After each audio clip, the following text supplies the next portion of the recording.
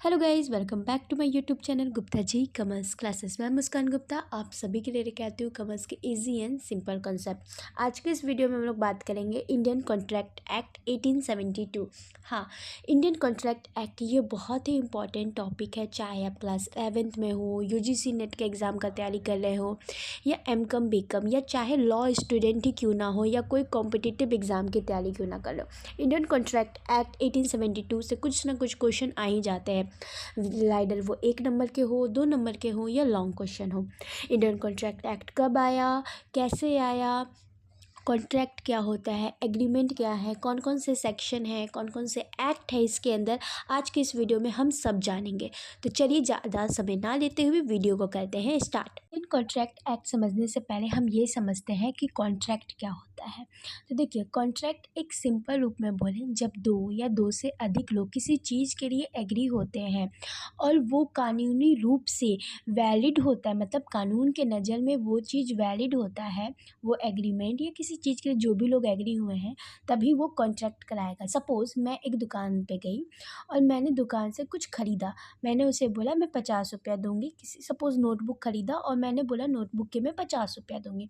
दुकानदार एग्री हो गया, हम दोनों में एक एग्रीमेंट हुआ। मैंने ऑफ़र किया, दुकानदार ने एक्सेप्ट किया, तो ये कानूनी रूप से माना गया।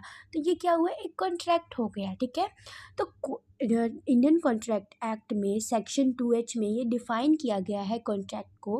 ये कोई भी ऐसा कॉन्ट्रैक्ट, यानी कोई भी कॉन्ट्रैक्ट एक एग्रीमेंट होता है जो लॉ के रूप में, लॉ के नज़र में वैलिड होता है।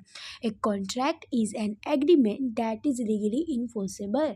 ठीक है, वो लॉ के नज़र में कानूनी रूप से मान्य होना चाहिए। ये नहीं कि आप कुछ ऐसा काम, ऐसा कॉन्ट्रैक्ट बना लिए जो लॉ के रूप में मान्य है ही नहीं, वो इनवैलिड है, तो वो कॉन्ट्रैक्ट नहीं कहलाएगा। आई होप कि कॉन्ट्रैक्ट क्या होता है ये आप समझ गए होंगे।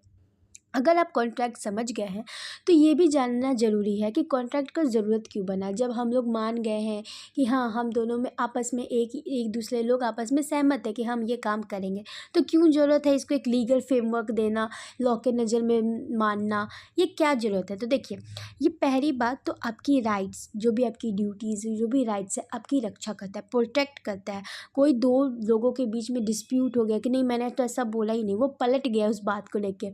अगर मैंने जो कॉन्ट्रैक्ट किया शॉपकीपर से, वो बोल दिया कि नहीं मैंने तो 50 रुपये में माना ही नहीं था, तब आप क्या कीजिएगा। ये आपकी राइट्स को प्रोटेक्ट करता है, डिस्प्यूट जो होता है उसको रिसॉल्व करता है, एक ट्रस्ट बनाता है दोनों पार्टीज़ के बीच में, आपके जो भी इंफॉर्मेशन है वो प्रोटेक्ट करता है और एक लीगल प्रोटेक्शन देता है कि अगर बाद में अगर वो दूसरा पार्टी या सामने वाली पार्टी पलट जाए तो आपके पास कोई एक ऑप्शन हो जिससे आप अपने बातों के सामने किसी को रख सके, एक लीगल ऑप्शन हो।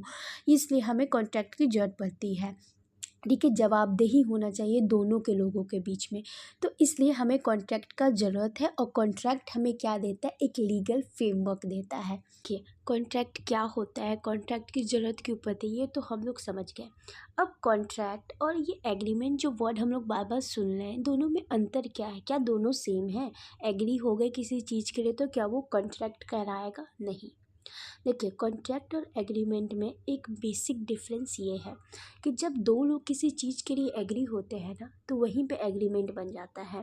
पर वो जो एग्रीमेंट, यानी वो दो लोग जिस चीज़ के लिए एग्री हुए हैं, वो लॉ के नज़र में लीगल है या वैलिड है कि नहीं, तभी वो कॉन्ट्रैक्ट बनेगा। मान के चलिए, मैं और मेरा छोटा भाई जो 18 साल से कम है, हम दोनों में किसी चीज़ के लिए एग्रीमेंट हो गया, हम दोनों किसी बात पे एग्री कर गए, पर लॉ के नज़र में क्या वो एग्रीमेंट कॉन्ट्रैक्ट का रूप ले सकती है? बिल्कुल नहीं। क्यों? क्योंकि लॉ के नज़र में मेरा छोटा भाई एक माइनर है, और माइनर इन सेंस कि वो, उसको कुछ समझ नहीं है कि उसके साथ क्या सही है, उसके लिए क्या गलत है, तो लॉ उसे कॉन्ट्रैक्ट का रूप नहीं देगा, ये लीगली वैलिड नहीं है, इसलिए ये कॉन्ट्रैक्ट नहीं कराएगा। पर ये एग्रीमेंट है, पर कॉन्ट्रैक्ट नहीं रहेगा। इसलिए हम लोग कहते हैं when two people agree agrees on something is known as agreement, but when agreement is legally valid as per law या कोर्ट, वो कॉन्ट्रैक्ट होगा। इसलिए हम लोग कहते हैं all contracts are agreement but all agreements are not contract. मतलब जो भी कॉन्ट्रैक्ट होता है वो शुरुआत एग्रीमेंट से ही होता है,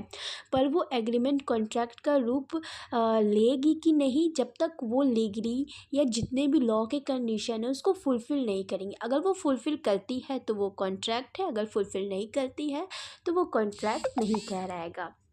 ये होता है difference between contract and agreement. I hope कि आप समझ गए होंगे एग्रीमेंट और कॉन्ट्रैक्ट में डिफरेंस। इंडियन कॉन्ट्रैक्ट एक्ट समझने से पहले हम थोड़ा सा इसके हिस्ट्री को समझ रहे थे। देखिए 1872 से पहले ना कोई एक यूनिफॉर्म एक स्टैंडर्ड लॉ नहीं था कॉन्ट्रैक्ट्स के लिए। लोग अपने custom, personal law, local traditions के हिसाब से आपस में एग्रीमेंट करते थे, कॉन्ट्रैक्ट करते थे। पर जैसे जैसे ट्रेड कमर्स बनने लगा, बहुत सारे कन्फ्यूज़न क्रिएट होने लगे, स्पेशली बिजनेस में एक्सपैंड करने में दिक्कत आने लगे। तो मैं ये एक महसूस होने लगा कि नहीं, एक लीगल कॉन्ट्रैक्ट होना बहुत ज़रूरी है, जिसके वजह से इंडियन कॉन्ट्रैक्ट एक्ट की नींव रखी गई। अब देखिए आगे क्या होता है। अब क्या होता है ना कि लोगों को ये ट्रेड करने में दिक्कत आने लगी, तो इस वजह से उन्होंने सोचा कि एक कॉन्ट्रैक्ट लीगल होना ज़रूरी है। तो ब्रिटिश लॉ में द लॉ ऑफ कमीशन का स्टेप किया गया। उस टाइम ब्रिटिश के ही टाइम चला था, तो ब्रिटिश गवर्नमेंट ने ये रियलाइज़ किया कि एक प्रॉपर लीगल फ्रेम तो होना चाहिए कॉन्ट्रैक्ट के लिए इंडिया में। तो वो लोग they wanted to bring order to the legal system and support smooth business operation. ये इसलिए वो चाहते थे ताकि बिजनेस में जितने भी ऑपरेशन है, लीगल सिस्टम है, वो अच्छे तरीके से चले, बिजनेस को अच्छे तरीके से डे टू डे हम लोग एक्टिविटीज़ को कर सकें। So the first law commission of India with the guidance from British legal expert Lord Macaulay was setup. ठीक है, तो पहला लॉ ऑफ कमीशन इंडिया का बना ब्रिटिश लीगल एक्सपर्ट्स के द्वारा। ठीक है, फिर जो कमीशन था वो ड्राफ्ट बनाने लगे। ये जो ड्राफ्ट था ना बेसिकली इंग्लिश कॉमन लॉ के ऊपर पूरा बेस्ड था, जिसको मॉडिफाई किया गया था कि वो इंडियन कंडीशंस पे सूट करे। मतलब ये जो कॉन्ट्रैक्ट है इंडियन कॉन्ट्रैक्ट का, वो ब्रिटिश के द्वारा उनका एक जो इंग्लिश कॉमन लॉ था उनके ऊपर उनसे लिया गया था, पर कंडीशन क्या था कि वो इंडिया के इन्वॉल्वमेंट, इंडिया के कंडीशंस के हिसाब से अडेप्ट करे, उसमें थोड़ा सा मॉडिफिकेशन लाया गया। फिर अब बात करते हैं कि ये कॉन्ट्रैक्ट कब पास हुआ, कैसे पास हुआ। ठीक है, तो ब्रिटिश पार्लियामेंट ने इंडिया में पास किया था ये एक्ट 1872 में, और ये एक्ट फोर्स में तब आया था 1 सितंबर 1872 में ये फोर्स में आ गया था। This was a major step giving legal recognition to contract and bring all the types of agreement under the proper legal system। ये बहुत ही एक लीगल स्टेप था, बहुत अच्छा एक स्टेप था, जिसमें जितने भी लीगल सिस्टम थे एक ही अम्ब्रेला के अंदर सब आ गए थे। मतलब सारे जो फोर्स कॉन्ट्रैक्ट जो भी प्रोटेक्ट किए जा सकते हैं लॉ के हिसाब से, सबको इंडियन कॉन्ट्रैक्ट एक्ट के अंदर रख दिया गया था।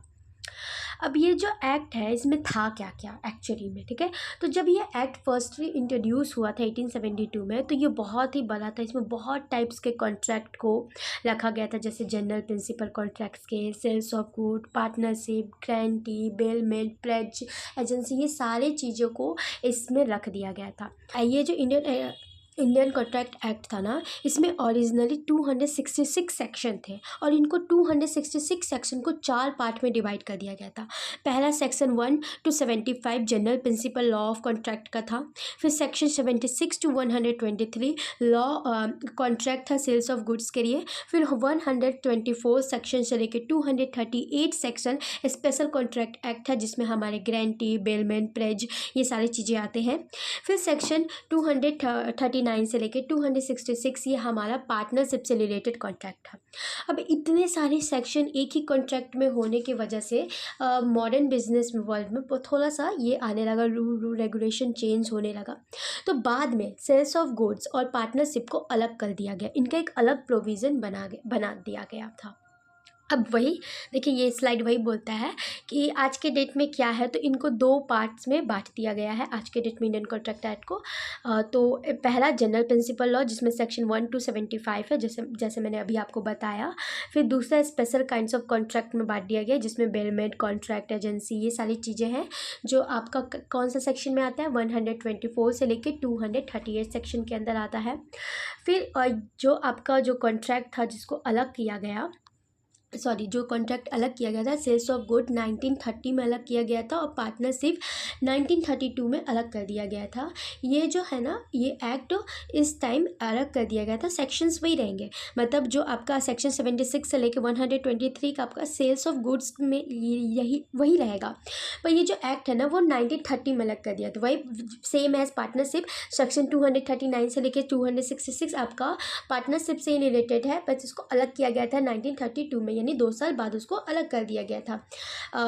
प्रेजेंट टाइम में आपके इंडियन कॉन्ट्रैक्ट एक्ट को 2 पार्ट में डिवाइड किया गया है। पहला पार्ट किसको डील करता है, जनरल लॉ प्रिंसिपल को, और दूसरा पार्ट किसको डील करता है, स्पेशल काइंड ऑफ कॉन्ट्रैक्ट को।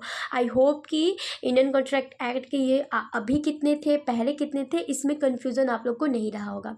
तो अब समझते हैं कि क्या इंपॉर्टेंस है इसके आज के मॉडर्न टाइम्स में। तो देखिए, इवन ये जो लॉ है ये 150 साल पुराना है, ठीक है, पर ये हमें हेल्प करता है, हमारे राइट्स ड्यूटीज़ जो भी पार्टी से रिलेटेड है उसमें प्रोटेक्ट करता है। जो भी फ्रॉड मिसरिप्रेजेंटेशन चीज़ें होती है उससे हमें बचाता है, डिस्प्यूट होने से रोकता है।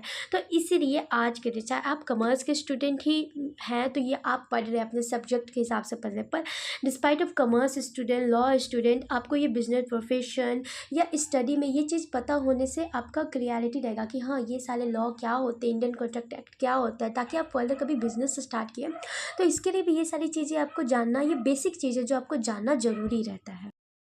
आई होप कि आपको इंडियन कॉन्ट्रैक्ट एक्ट समझ में आ गया होगा, इसके हिस्ट्री के बारे में, इसमें कितने सेक्शंस हैं। कमेंट में ज़रूर बताइएगा इसमें टोटल कितने सेक्शन थे पहले, और आज के डेट में कितने पार्ट्स में इसको डिवाइड किया गया था। और लास्ट क्वेश्चन होमवर्क आपका क्वेश्चन रहेगा कि ये इन्फोर्सेबल कब हुआ था, मतलब कब आया था, अप्लाई कब किया गया था।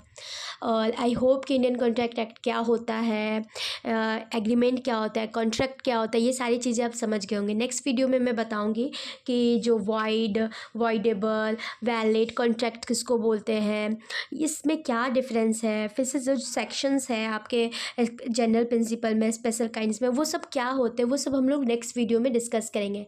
आई होप कि आपको ये वीडियो सही लगा होगा, तो प्लीज़ अपने दोस्त के साथ शेयर कीजिएगा, लाइक कीजिएगा, कमेंट कीजिएगा, और ऐसे ही कॉमर्स कंटेंट के लिए सब्सक्राइब कीजिए गुप्ता जी कॉमर्स क्लासेस। तब तक के लिए थैंक्स फॉर वॉचिंग।